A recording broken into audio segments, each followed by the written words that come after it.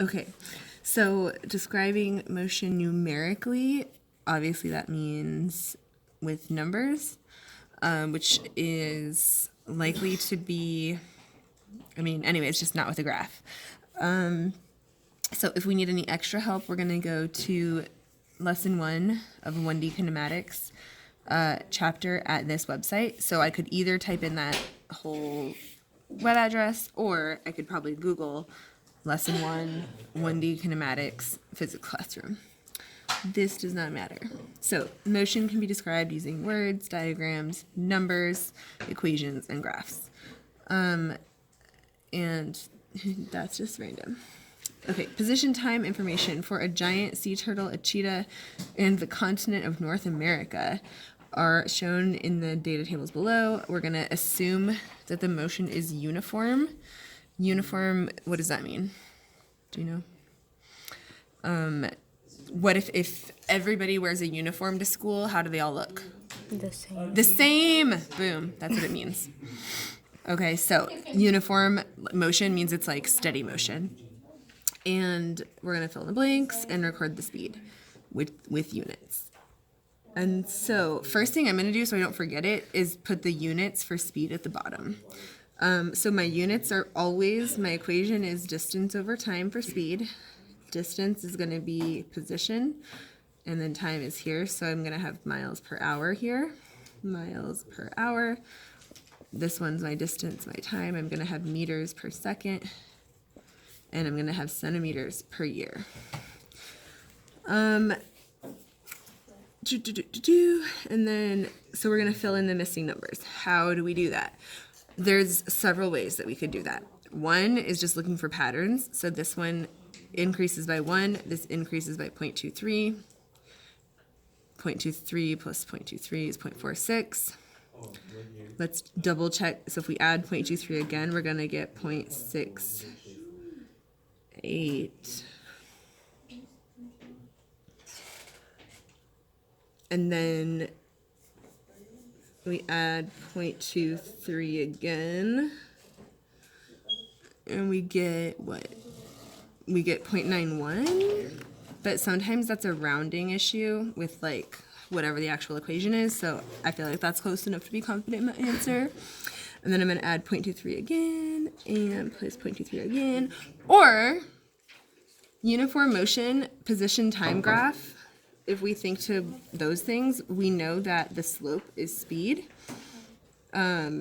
So if we're going from 0, 0 to whatever, 246, we could also just calculate the slope and then plug that in for x, right? So I could do, that whole y2 minus y1 over x2 minus x1, except these are both 0, so I could just take 0.46 divided by 2 is going to give me 0.23, which means that each answer would be 0.23 is our slope times x is our time, which is basically the same thing we did.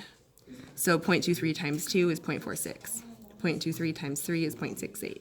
So data table, equation, graph, same information, different ways of representing it.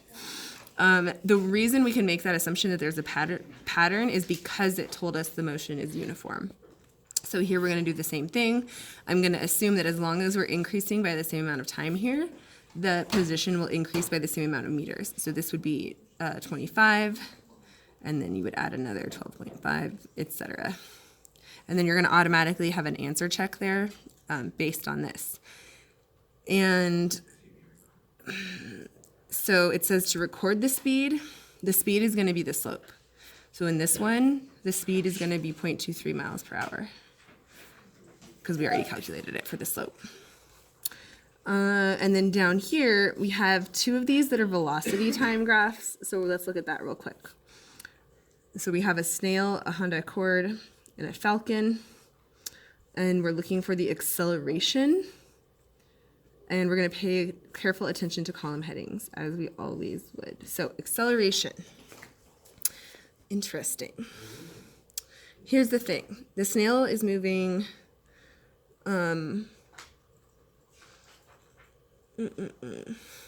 didn't specifically tell us to assume that the motion is uniform, but it should be.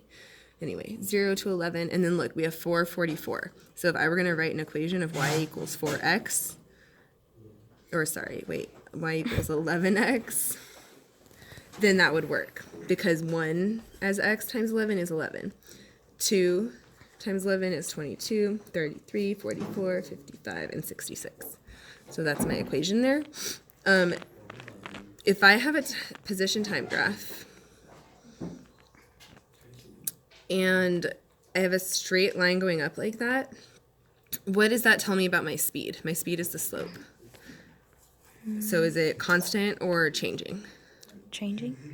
The position is changing, but the slope is a slope. Do we have like one slope that we can identify? Or do we have like a lot of different slopes? Like slope, slope. Yeah, one slope. So one speed. So if something is not changing its speed, what is its acceleration?